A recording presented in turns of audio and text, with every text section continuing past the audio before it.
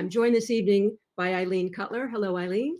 Hi, Deb. Nice to see you. Nice to see you too. Thank you so much for being here this evening.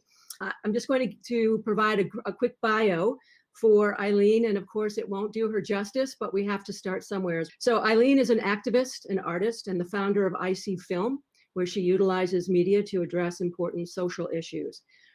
Her latest documentary project, We Remember, follows a group of Hudson Valley singer-songwriters as they meet and spend time with Holocaust survivors.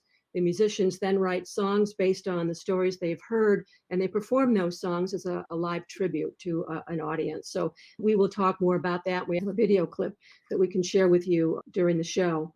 Eileen works for SUNY Ulster, where she produces videos, among other things. She is a photographer, and she has produced a number of other films, Taking a Chance on God, which premiered at the Woodstock Film Festival in 2011. It went on to do the festival circuit, winning Best Documentary and Audience Awards along the way. It's the story of John McNeil, a Jesuit priest and hero for gay Catholics and others globally. You also directed a team of young people to produce Dreamers Among Us, a short documentary which tells the story of immigrant youth yearning for higher education and equal rights. You also have another current project underway, Generation to Generation, Ulster County's Living History Project, but we're going to wait and get into the details on that a little bit later into the program. So, like I said, that just touches the tip of the iceberg, but thank you again for being here. My pleasure, Deb. Really happy to see you doing this great work. Wow, thank you. I'd like to turn the clock back to your childhood. You grew up in New York City, and you were adopted as an infant. And that no doubt has shaped who you are as a human being, an artist, and I'm sure an activist. You know, I think that so much in life is left to chance. And I really feel like being adopted and starting my life the way that I did was a lot about luck, right? And a set of circumstances that resulted in me growing up with the family that I did, loving parents, really stable home, and, you know, really feeling grounded in my identity. And it wasn't until later in life that I allowed myself even to consider where I came from, or, you know, what my biological roots were. And yeah, until later in life, I did a search and I was able to find my birth mother, and found out I had a sister, full sister, and a beautiful niece who I'm going to visit with next week, who is in her 30s. And yeah, so all those years later, connecting with the truth and, you know, having all the information is just so important. And it was my adoptive parents that really helped me in that search, and they were part of that. Yeah. And I was able to connect up with, you know, understanding my background, you know, since Ancestry.com and 23andMe is now, you know, on the landscape. A lot of us have used that to find out about our ancestry, our path, our roots. And so I've been happy to be able to do that, and to know more about the other side of my family. So, yeah. So you grew up in New York City, and you also lived in California and Oregon. Is there a straight line between those things? I came up to New Paltz for college, right? And in the 70s. And that was the best. You know, New Paltz is still just such a great place, great town, great college. And, you know, I met connected with my tribe of friends that are still my friends. And we were really so fortunate to have those years together. And, you know, I studied art. I went in thinking that I wanted to be a painter. You know, I loved drawing and painting. And then I took a photography course, and boom, it was like, oh my God, this is magic, right? So photography and film. And then, yeah, I wanted to live in California. I mean, I wanted to travel. Go cross country. And with my partner at the time, we got in a van and just drove. And, you know, we didn't really know where we were going to land. And we landed in Oregon. on a piece of land where, I learned how to build and grow food and, ride a horse bareback and um, shoot a gun, stuff like that in Oregon. Mhm. We live without electricity and running water. So, Wow. I did want to do that, but after a while it was like, oh my God, I want to be somewhere where I could turn the lights on. So we moved to San Francisco, and I worked with a photographer there, assisting. But actually, I ended up coming back to New York in large part because I was doing my search at that time. Trying to Mhm. find out about my biological family, and it was really hard to do it from so far away. Sure. So I came back and ended up back in New Paltz, and yeah, I've been back here ever since. Yeah. You found photography. Photography found you. Uh, but as I understand it, you started your career in human services. Being in this area, there's only so much employment, right? And I felt like to be a photographer, be a filmmaker at that time, you had to live in a big city. And I Mhm. really didn't want to live in a big city. I wanted to be in the country. I really valued having space around me and a peaceful setting. And I loved going to the city, visiting the city, coming home. Mhm. But I didn't want to live there to work. So what kind of work was there around here? Really kind of limited. Human services is a big field still. Sure. And a friend of mine called me, Judy Stanger is her name. She called me one day. I was working on a horse farm. I was Mhm. mucking stalls and working with thoroughbred horses. A girl from Queens. How did I know how to do that? I didn't, but that's what I was doing. Right? We had to take whatever jobs we could. And she called me. She said, I'm working with this program in Poughkeepsie with disadvantaged youth who have dropped out of high school. It's this alternative program based on a model out of Vermont called Smoky House, and they're hiring. You should apply. And I was like, you know what? I've done a lot of different things, but I have not worked with teenagers. I don't even know anything about them. I mean, I used to be one, but I don't know. Anyway, I went for this interview, and there were a lot of people vying for this position, and I got the job. And I remember my boss, a man named Jim Klassen, who was one of the people sitting around this conference table of like 12 people, asked me, all kinds of questions. I remember him saying to me later that, you know how when someone tells you, a joke, and if you don't get it, you have to figure out the punchline. Well, you got the punchline. Mm. You get this work, you understand it, and then off I went doing all kinds of very cool projects in Dutchess County um, with 16 to 20-year-olds, all kinds of things it was such a, I don't want to talk about this too much, but I just need to tell you about this project. It was so Sure. good that it was based on this model on this farm, as I said, where so kids who have dropped out of high school, they are, not interested in being in a classroom. So this concept was the classroom would be in the field. And we did things like, and we learned together. So my job title was crew leader, and I had a crew of 6 kids, and we would go out into Dutchess County doing all kinds of things like cutting trails in Norrie State Park. We learned how to build, and I would learn with them. So it wasn't like I had the skills. Together, we would go to the library, actual Mhm. library. There was no internet, and research how to do things. And we would do it. We built benches in the parks. We renovated a historic home. We reglazed windows. We ended up building an addition onto the homeless shelter for a children's library. So it was just a great job. Anyway, I did that for 5 years, and then through different connections, a woman named Pat Kellett asked me to come and direct the independent living program, which was for older homeless teens, 16 to 21 in Poughkeepsie. And at the time, it was just myself and another case manager. And eventually, the program grew. Eventually, we were able to own a building where there were apartments where the kids could live Mm. off the street, out of the jails, out of hospitals, and I did that for 16 years, and I loved it. It was very hard to leave it. Uh, Um, yeah. when I did, I got into film and photography again. I think that's a great backstory and important to who you are again, as a human being, but then how you carry your experience, what you learned, and how those years in human services shaped you. Were then able to bring that into the work you do as a documentary filmmaker. It's very clear from the types of subject matter that you choose and what you've worked on in the past. It seems to me that was a sort of serendipitous, wonderful route to take to be able to be a documentary filmmaker.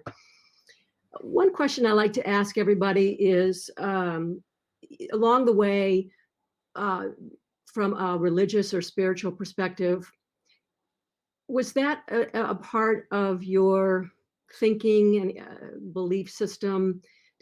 How has that played a role, do you think, in who you are as an artist? I was never religious. My family wasn't, but we're Jewish, and we really believe strongly in the cultural traditions, and the meaning of being Jewish in large part is having compassion for others, and a commitment to doing the kind of work and paying attention to people in the way that is needed. So I have a spiritual connection, but not an organized religious connection.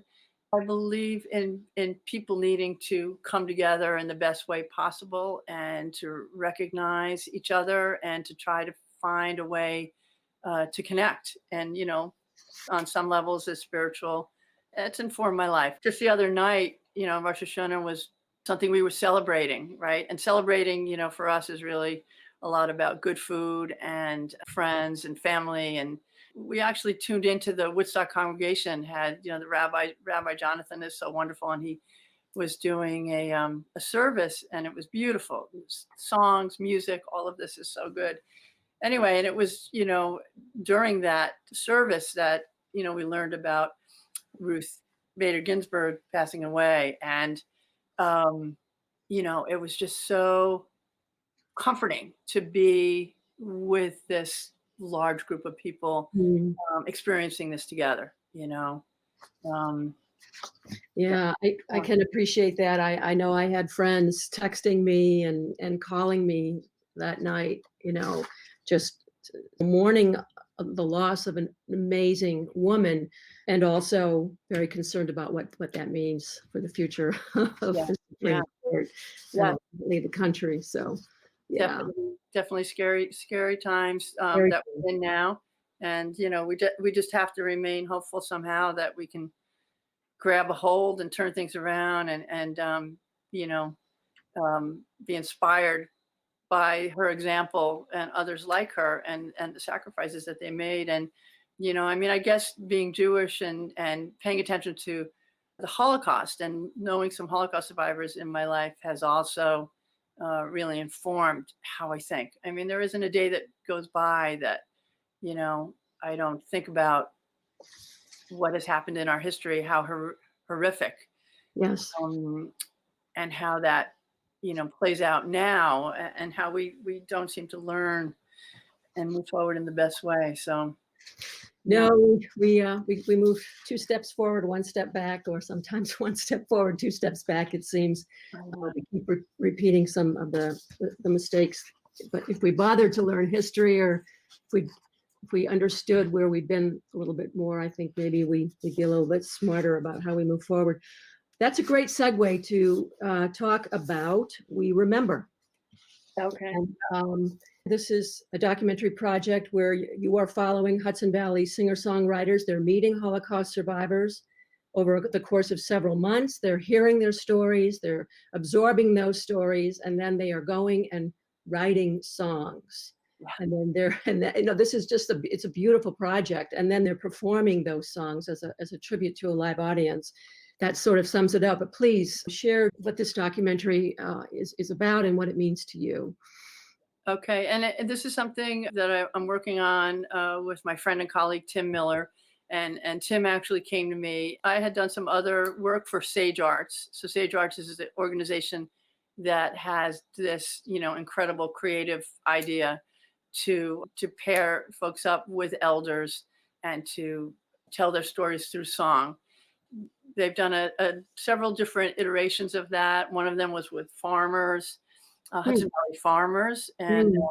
and I helped with making a video about that show. And that was amazing. You know, farmers who were just like, I don't know why you want to celebrate me. I'm just, the guy or the woman who's growing you the food. And it was so beautiful to have them, be in the audience, come up on stage, receive, these accolades, hear this amazing music, super talented, top of the line singer-songwriters participating in all of the Sage Arts projects. Anyway, so Tim came to me and said, I think we should make a documentary about the Holocaust survivors that they're going to be working with now. And it was a daunting concept, but I'm glad that he was so impassioned by it. And we spent, the next year pretty much following the singer-songwriters through their process, together, and then individually, each of them meeting with their subjects and in their homes, learning about their lives, sharing photos and stories, and then eventually composing music in their honor. And then it all culminated in a concert in May at Mount St. Mary College in Newburgh. And there were, this theater seated 1,000 people.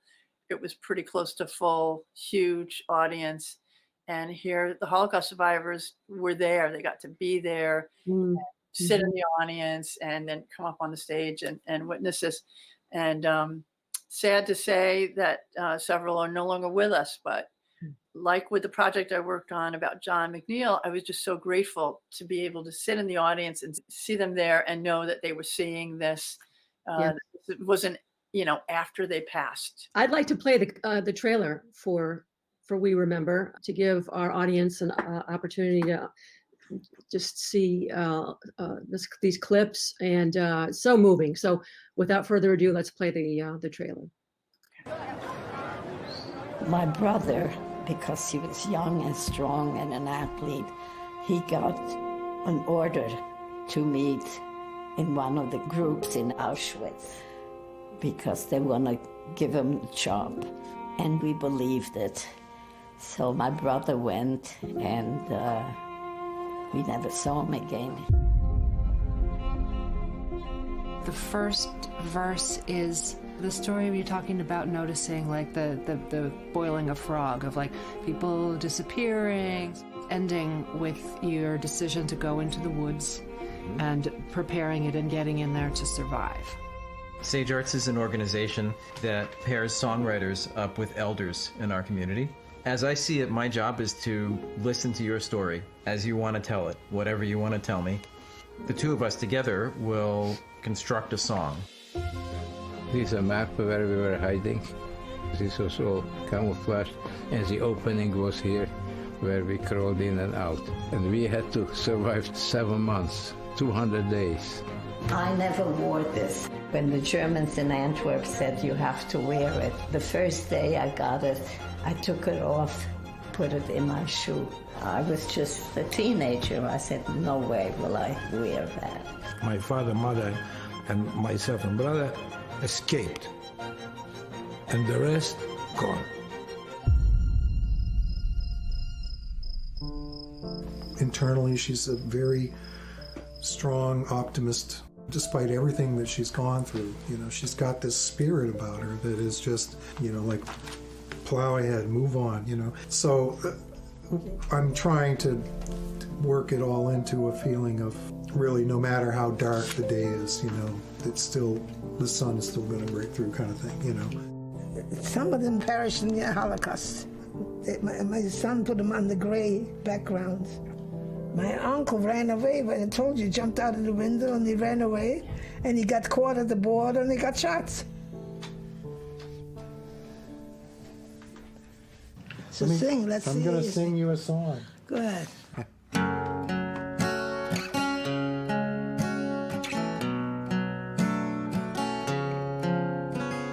The sun still shines above the darkness on the days we've lost our way, when everything can feel so heartless. The sky, she always smiles above the rain when all appears undone.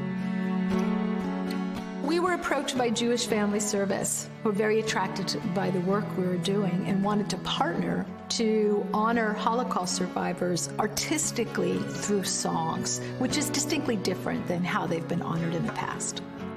The songwriters work one-on-one with these incredible people who have these amazing stories and this wealth of wisdom, and then we present it in a concert. And that concert is a way to share these stories in a way that is more accessible to people. All is changing, we are witness, we are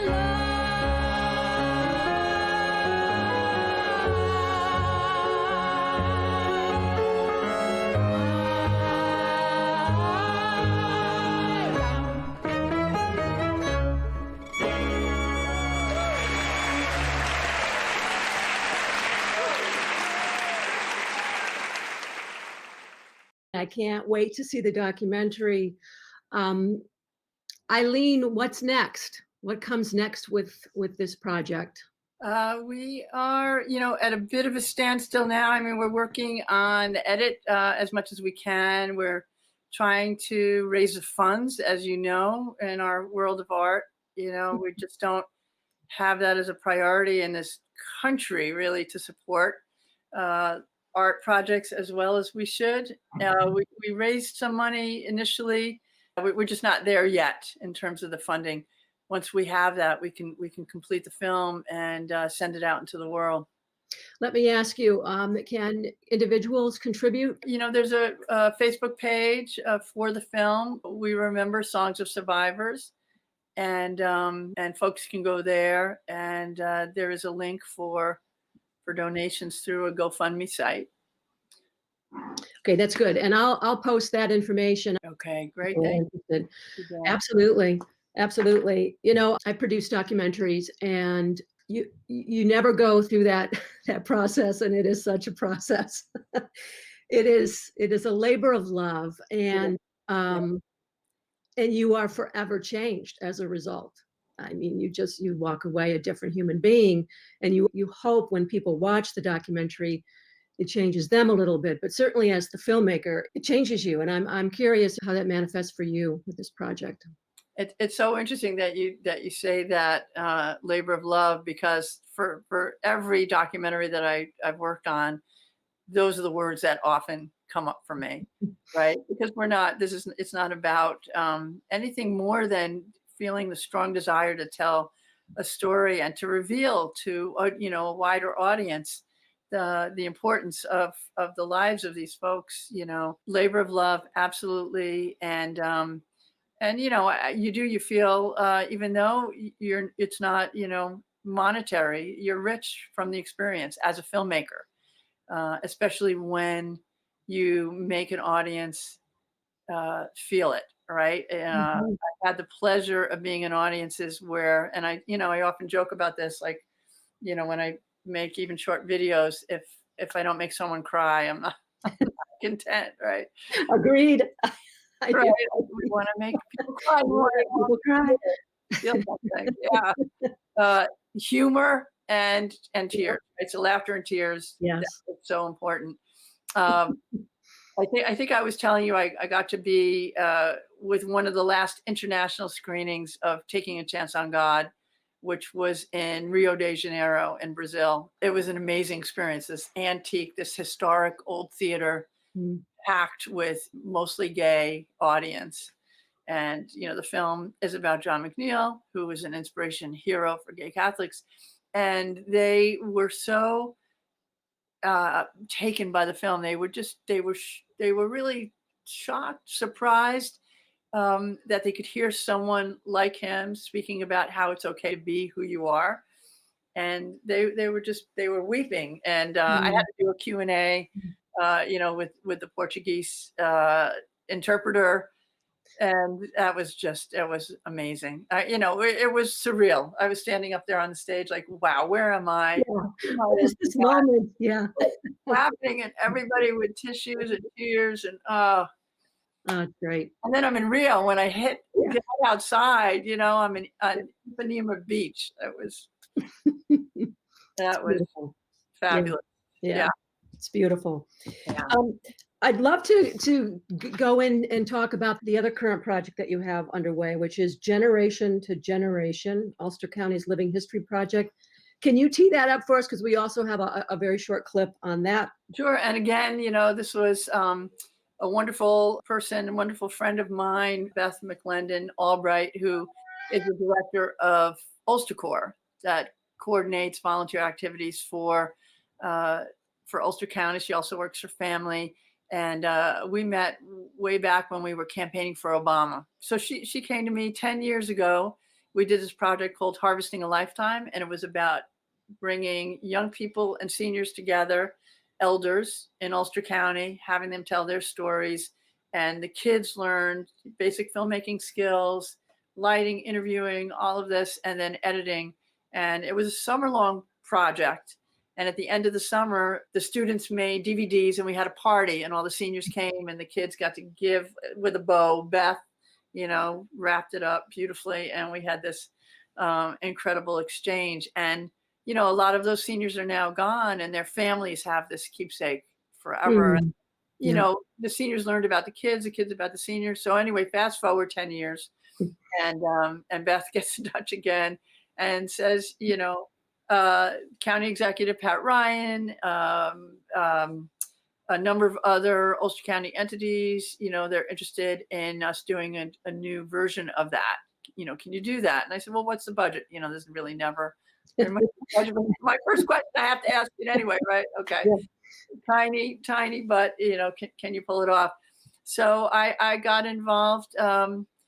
We were planning on doing it before the pandemic, and then once the pandemic hit, it had to take on a remote reality. We had to do everything through Zoom and teach the students online, and then they captured their videos online. And I worked with a young man who actually, a few of the mentors who worked on Generation to Generation with me had been in Harvesting a Lifetime as students, or as much younger people 10 years ago. So here they were now, being Chris Nostrand co-coordinated it with me. He was a young man right out of high school when we did this 10 years ago. He went on to New Paltz and Hunter College, got his master's in filmmaking, now teaches at New Paltz. So anyway, so we did this, and we did it over the summer. We were planning on 6 weeks. It ended up going longer, maybe 10 weeks or more. We're still kind of finishing it up. It's not fully broadcast to the public yet, but it will be soon. Okay. And we have excerpts. So each one of the students did a short excerpt that they could play. There's 9 students, and there were 9 students and 10 subjects. And we had a Zoom session with everyone, all of the seniors, all the kids, and then the students showed their videos, and then the seniors were able to comment and see them. And oh, how wonderful! Oh, it was amazing. It was. Yeah, I'll bet. So the one clip that I shared with you. Yes, is that up for us? Okay, so her name, the student's name is Najee Hoffman. She's a Waukeil high school student, and she was paired up. They were each paired up with a senior. She was paired up with Maud Bruce, who is a woman who lives in Ellenville, New York, and she is the president of the NAACP in Ellenville. And for each one of these pairs, Deb, each one of them ended up, it was as if they knew each other before. They have now an ongoing, forever kind of, relationship that will transcend this project. So it's the power of art. It's the power of creative expression, using our imaginations, and daring to put these stories into the world. It's fabulous. Just fabulous. Well, okay, so let's play that clip. Okay, cool.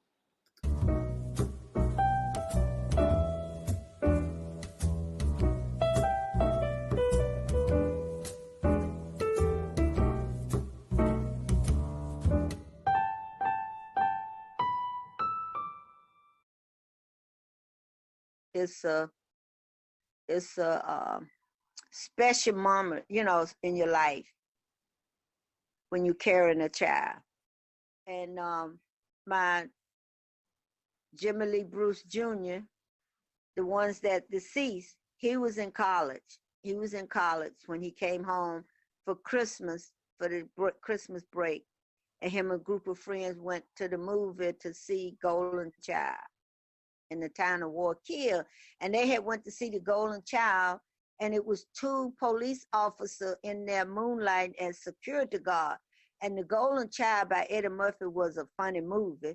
And the cops came over and told them in the movie that they was too loud. And they, you know, I guess that, you know how you calm down and then you get loud again because the movie get excited. So they came and told them they had to leave and escorted them out.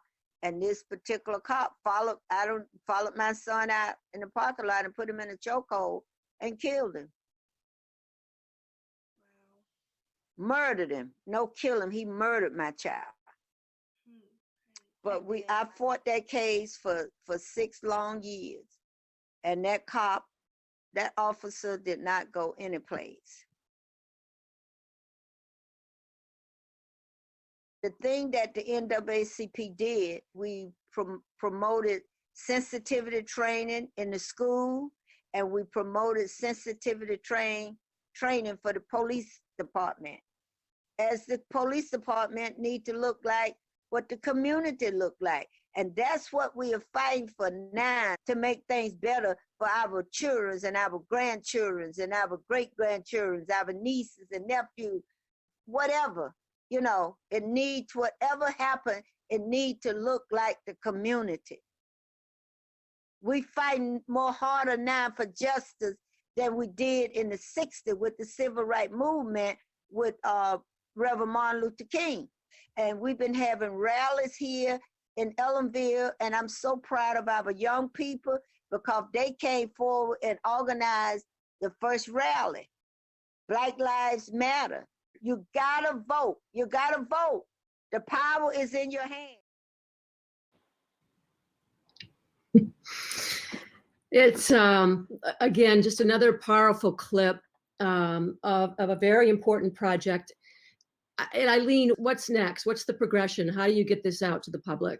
Yeah, we've got one more student who's working on her finished videos, and I think we're going to have them by the end of the week. And then we're going to, Ulster Corps will be hosting the videos on that page. They're all YouTube links, and everyone can see them. Yeah, this was an amazing connection. Each one of the seniors and students, their stories are so important. And, you know, a lot of the students, they hadn't even done any video work, any filmmaking work before. A lot of them were learning how to edit for the first time. It's true. They did an amazing job. They did an amazing job. And, you know, for Najee, having Maud Bruce as her subject has really changed her life. And she talks about that, you know, how incredible it was. And I think I had mentioned to you that the day that I connected with Maud about the potential of this project was the day that Andrew Cuomo was signing the Eric Garner anti-chokehold bill. So all of these years later, Deb, in 1986, this happened in Middletown, you know, in the Hudson Valley, you know, this young man home from college, and there was no justice. There was no justice for her. So, you know, projects like this that can connect young people to the important stories of elders is priceless. Yeah, it's so multifaceted, Eileen, because you've got the multi-generational aspect of it, and then of course the subject matter itself, and this recurring theme in our country, unfortunately, which just it permeates who we are as a society. That incident took place in 1986, and she's right on the money when she says we're fighting harder now than we did back during the civil rights era. And I think many of us are asking the questions why. I think many of us are really trying to understand, why do we have to keep going back? Why do we have to keep crossing this this threshold, and why do we have to keep dealing with all of this? And it's work like this, and again, this is really, what's art got to do with it? This is just, I think, a great example of how powerful art can be, and why we have to keep putting it out there, and why we have to not be afraid of the tough subjects, and putting these voices out into the world that might never otherwise be heard. So I just applaud you for this really important work that you're doing. And I thank you. And, like you're saying, with all of our history, I guess what results is, all the things that have happened historically in the civil rights movement. And then here we are so much further down the road. And then things like this are still able to happen. The only thing that can result in that is outrage. And the only thing that should result in that is outrage. And then it's a matter of what do you do with the outrage, right? What can we do with that? Besides wanting to just, blow things up, burn it down, or create art that might, bring greater compassion out of people. I don't know. I don't know the answer. We're all grappling with that right now. Yes. But from outrage to art. I think it's all of the above, Eileen. I think we've seen how the outrage manifests itself. And then unfortunately what happens is that you have folks who haven't bothered to learn the background of why we are where we are, don't understand race in America. So then it's easy to point fingers. And I'm not condoning violence by any stretch, but it's important to understand why that violence occurs. And if we start asking questions, if we can remain curious and be in conversation about it, we're going to get through that violence. We're going to then get into a place of maybe being able to solve these things piece by piece by piece, because it's large and it will not go away for a very long time. And that's the power of art too. It's not only to bring a smile to your face, it's to create a sense of outrage. And even sometimes, all of the other emotions that come with awakening, because frankly, we've all been lied to our whole lives, and race is nothing more than a construct, but it's become a weapon. And anyway, I might have to devote an entire show to. It's okay. Number of guests on and really get into that, because I think I just want to add to that when we've gone to these demonstrations, right? Protest demonstrations, the Women's March. I mean, I think about the signs that I see, the art that comes out of it, the murals. I'm working with a young woman now who's going to focus on BLM, Black Lives Matter murals in New York City. She's doing a documentary about that, and I'm assisting her with that project in New York. Fantastic. But yeah, there's art can come out of so many different functions. Yeah. And I think it naturally does. I think throughout our history, I mean, art started way before everything. Art was one of the earliest ways that we communicated and tried to make sense of things, even in some ways before we even thought about this notion of religion. And so to this day, and I think always as human beings, we will use art as a way to test, to measure, to question, to think about, and try to make sense of the world we live in. It's fabulous, just fabulous. I'm so grateful that we could talk about these important projects that you have going on. Eileen, share little snippets. And is there a way for viewers and the public at large to get involved in helping to fund Generation to Generation? The project is completed, but there might be future projects. And folks can contribute to Ulster Corps. Ulster Corps is a wonderful, wonderful agency out of Stone Ridge, Ulster County. They do all kinds of amazing altruistic things in the community. So, okay, contribute to that. Yeah, that's sure. Great. I'll add that information too. That's wonderful. Thank you.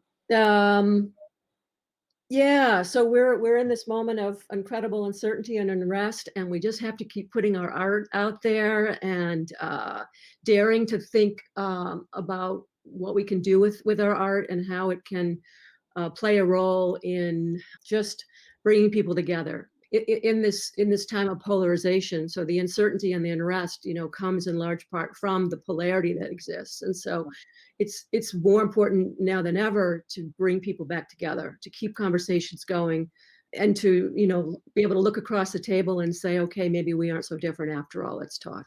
Right. Right. And a lot of the division is due to, lack of information, Yes. lack of connection, Yeah. not lack of knowledge. And I remember when I worked with the teenagers in Poughkeepsie, many of them had not really known anyone who was gay, right? So they had preconceived notions about what a gay person was. And I wouldn't come out to them right away, right? I would build a relationship, and then I would let them know who I was, and they would be like, "What? What? How could that be? I thought I didn't, I like you. I even love you, and you're gay. Like, that doesn't go together." Yeah. And bam. Yeah. Right. Because we see each other as human beings, not as the labels, Right. constructs. Yeah. Yeah. Yeah. Yeah. And so I really believe in like not hitting anyone over the head with anything, and trying to, find a path Mm-hmm. toward understanding. And that's not always easy, and it's, frustrating and Sometimes, sure. but when you can do it, that's like magic, right? When that happens. Yes. Yes. Right. Very much so. It's great. Yeah. Eileen, is there anything else that you'd like to say about those projects, or any other projects that you might have on the horizon? Not that I can think of right now, Deb. I've been trying to find time to be out in nature at the same time. We need that. We have to feed Yep. that. Very much so. Yeah. Right? Like, I got to step away from my monitor and editing, and Absolutely. Yes. be outside. I've got a year-old dog that is in his final chapter, and Mm. so I'm grateful that I could spend this time with him now. And our son lives in Denver, and he's going to come for a visit in a couple of weeks, and that'll be great to have him here. Wonderful. Turning 25 soon. How'd that happen? I actually I hope to get back to photography. I mean, photography, doing filmmaking, I could do remotely, right? And do a bit of photo editing, but to be out in the world taking pictures again, Yeah. will feel good. I You bet. know, I was mentioning to you that I went to the demonstration early on after George Floyd's death in Poughkeepsie, and I did some photography there of that crazy situation. It was, a major reaction from law enforcement. They had, way too many police, and it was a very peaceful demonstration. It was all out of whack. But anyway, a man that I know who lives here in my town, who's a filmmaker, he made this film about Eric Garner, featuring his mom, Eric Garner's mom, wanting to celebrate Eric's birthday. And his name is Lenny Bass, and he reached out to me for those photographs. So, even though that was like one of the last times I was out shooting in the street, right? Mhm. So he made this beautiful music video that I don't think I shared with you yet, that I'll share with you. And some of those photos are in that. Oh, wow. So That's great. Yeah. Yeah. And yet another example. I mean, our phones, the camera in our phones Right. it's powerful, as we've seen over and over again, unfortunately, and we've seen the horror that comes from that kind of witnessing. But yeah, it's without videos, right? Without videos and photography, so important to be capturing. And again, another point about Lenny is that his son was a film student at New Paltz, and he was an intern that I was working with last year. His name is Aji, and he's really talented kid, and his parents lived in Brooklyn, and he graduated from New Paltz. He moved out to LA, and then I got a message from. I hadn't met his parents, but I got a message from his parents that they had left Brooklyn and moved to High Falls, to my town. Mm. And so we got together. This was right before, the pandemic hit. So we got together for coffee and connected, and they're filmmakers. And so we were able to collaborate on this project. It's just a very good message for young people, for anyone, just about, how do you, navigate? How do you maneuver? It's so much is chance, and then making these connections that lead to all the different Right. avenues in your life. Right. Yeah. Yeah. I think there's a little something that there are ripples, out in the universe, and when you take a step, there are ripples, and I think sometimes the universe will conspire to help us along our path. So yeah, it's a great example.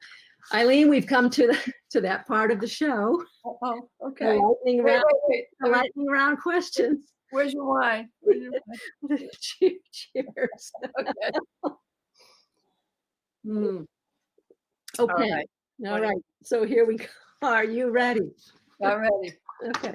Okay. All right. What makes you awestruck? What makes you say, wow? Okay. I think that moments where people demonstrate true kindness blows me away. I love to see that. Hmm. Yeah. Yeah.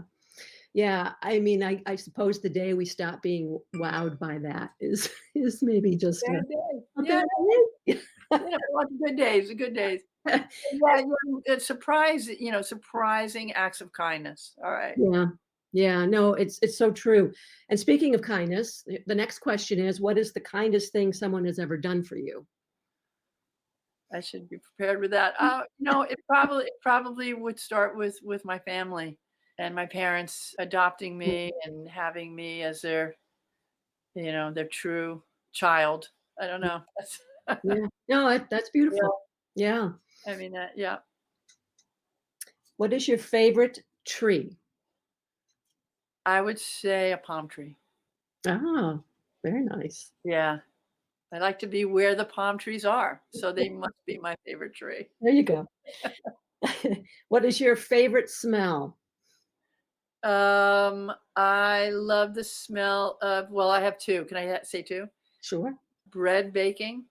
Love that. And marijuana, really. Oh, When I smell marijuana, it's interesting. Okay. when I'm in one of those states where you're allowed to smell it. Right, right. Yeah. What is your least favorite smell? I don't like patchouli oil. Okay. It's not my least favorite though. Maybe like car exhaust. I don't know. Burning oil. Yeah, I don't know. Yeah. All right. The final question is, what is your favorite kitchen utensil? Okay. My favorite is probably my tongs. Oh, yes. Very handy in the kitchen. I like them. Yeah. So many things you can do with tongs. You really can. I just got a new set, so I'm learning to, I'm connecting with them. Connecting with your tongues. I don't know. There's either a song, a poem, or somebody will write that song. Story. I don't know. It might be you. Maybe you will.